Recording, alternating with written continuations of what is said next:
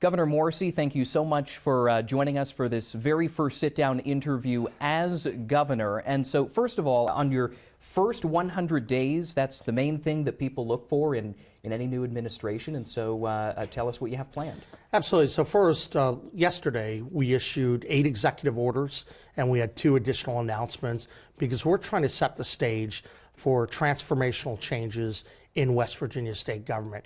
Most importantly, we want to do everything imaginable to lift up our standard of living and drive educational attainment. The success of our educational system is foundational to our success as a state. And so we're going to be hearing a lot about economic strength and education and ways that we can lift up and move up in those rankings. The reality is that we're 48th, 49th, 50 in a lot of the rankings that truly matter, these key economic categories. But I have a great deal of optimism that we're going to be able to rise up, but we have to make the changes that are needed. That's why some of the executive orders that you're seeing are instituting those changes. We're beginning to do the analysis on that economic backyard brawl, trying to make sure that we're comparing our taxes, our regulations, our workforce, our licensing rules with every state that we touch. Then we pick the freest, most successful economic policies, and we run toward that. We have to win in the economic arena, and we can't just have platitudes. We have to get really big things done. That's what I'm committed to. That's a lot of the executive orders that you saw yesterday, and then other items that I think reflect West Virginia values. We wanted to make sure we're listing fentanyl as a weapon of mass destruction. That's why I wrote a letter to the West Virginia congressional delegation asking for help in making that happen. We want to make sure that we're not going to have any confusion in West Virginia about the difference between boys and girls. That's critical. We don't want to have DEI. We want to take the steps that are necessary, but we're just beginning. And Governor, I want to take a step back just a moment, because I thought that was interesting about fentanyl being declared as a weapon of mass destruction. It's no secret that West Virginia is one of the most impacted from this opioid crisis. And so weapon of mass destruction, that's a very powerful word. And so I wanted to ask you, why is that so important for this administration to focus on? Absolutely, because I think if you look at the effects of the opioid epidemic over a long period of time, you would see that so many thousands of West Virginians and countless Americans have fallen prey to this senseless death. And the nature of the drug epidemic has evolved over a period of time. It used to be that we'd be able to talk about the number of pain pills that are in the system. Now we're talking about the volume of fentanyl that's out there, and of course that's slaughtering our citizens. We have to get our arms around that. I know that during President Trump's first administration, we had worked closely with them on addressing the drug epidemic. And when I've talked to President Trump, I've mentioned to him how important it is to stop the fentanyl menace from invading West Virginia. That's what's been happening. So this is an effort to communicate how important that is because of the number of deaths and injuries that have occurred from it, and to signal my willingness to work with President Trump, our West Virginia congressional delegation, that this matters so much for the state of West Virginia. Now, also one of those executive orders that we saw, signed your very first press briefing with us was developing a procedure, to grant a shot exemption, after declaring that one state law kind of trumps the other law. So now critics are saying that this could increase the risk of diseases like measles, mumps, polio, and so I wanted to get your thoughts on, why that was one of those executive actions that was necessary. Well, a lot of people always be naysayers when you're actually moving away. If there's a radical policy that's in place, they didn't have a religious and conscientious exemption for such a long period of time. Our Constitution provides that to the people. We have a law that was passed that's actually trying to be, it's a state-based religious freedom law. That was never properly implemented. We're making sure that the Constitution is recognized. That's one of the first charges that you have as the governor of the state, to make sure that the laws are enforced, and that's what we're doing. I would say this, West Virginia, before that we made this decision, is an incredible outlier along with California and Maine and a couple other states that don't provide a minimum of a religious exception.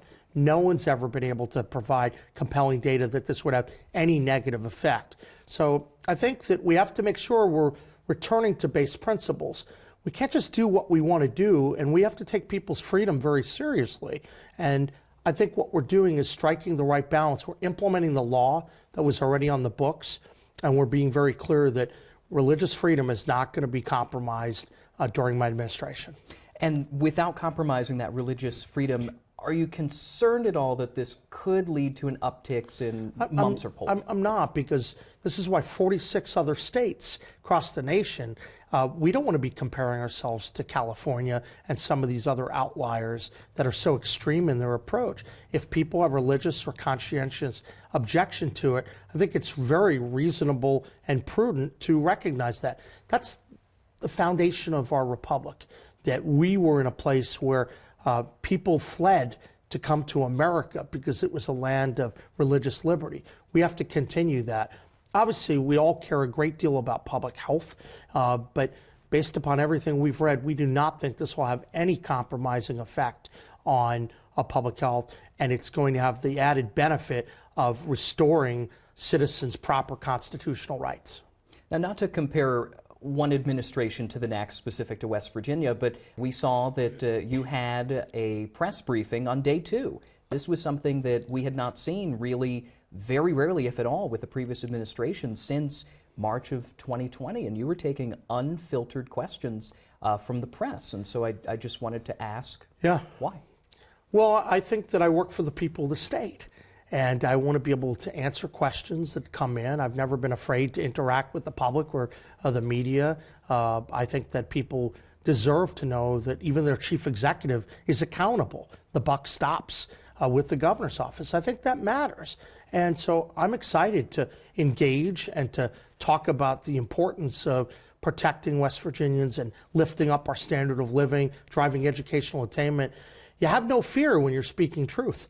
And that's what we're doing. And I feel really good about the first steps that we've taken. And we'll obviously be communicating in a lot of different ways. I do hope to be able to get out across West Virginia very, very soon, because I think that matters. We want all West Virginians to know that they're going to be treated very, very well, and that there's real reason for optimism. There are a lot of big challenges, though, and I'm going to be mentioning all of those coming up very soon, that people know this is where we stand today, and this is where we need to go. The good news is I think we have a plan to get West Virginia to a great place, but we have to, be honest with the public about what's going on. And just for clarity, I did not give you any of the questions beforehand. You did not. Unlike the previous administration that had requested them. Now, during your inauguration, it was the, quote, DC elites, the news media, the Hollywood. They all look down on us. And, they don't think we can succeed. They don't want us to succeed. They stand in our way. I have a message for them. We're going to prove them wrong. Absolutely.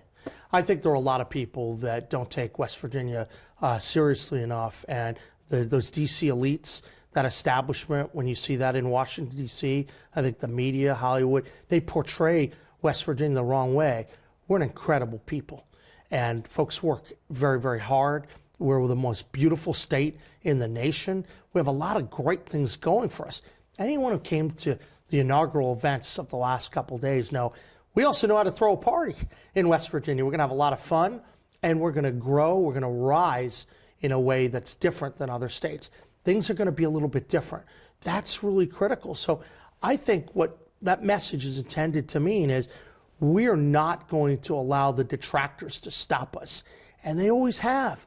I had to deal with that as Attorney General when I had to stop a lot of what Barack Obama and Joe Biden were trying to do to our state. As governor, I'm going to make sure that we're always putting West Virginia first, and anyone who's trying to come hurt our state, they're going to have to come through us.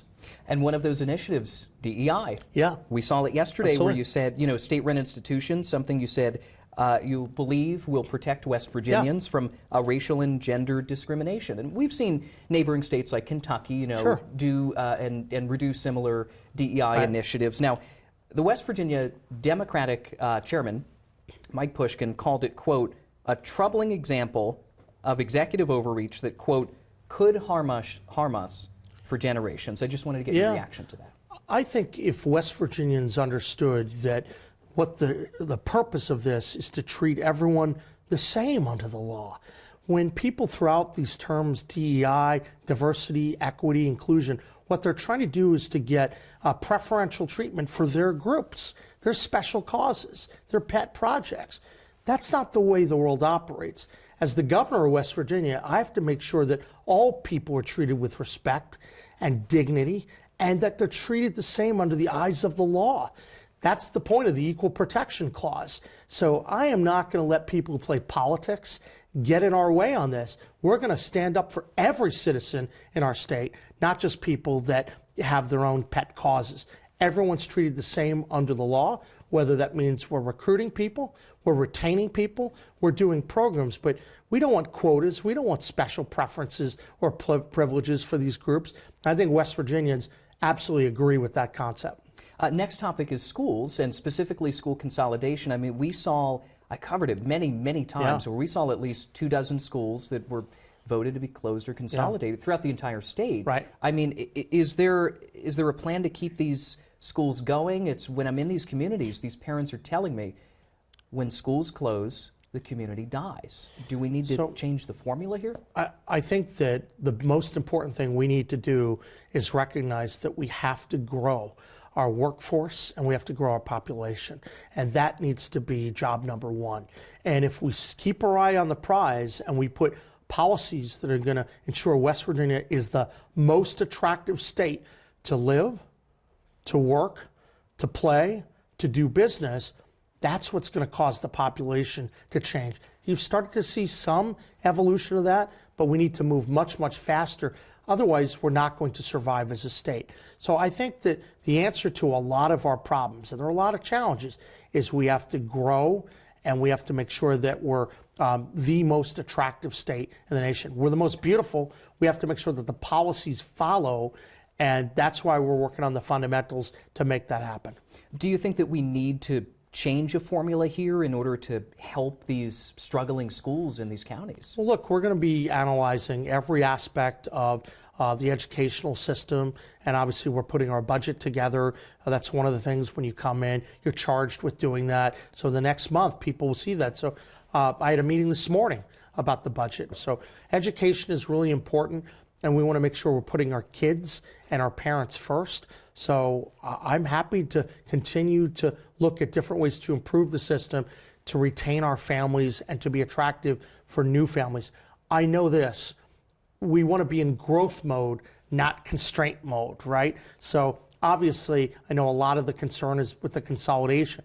My goal is to help us change the dynamic that's helping cause that, because we have fewer kids than we did because the population's been in decline.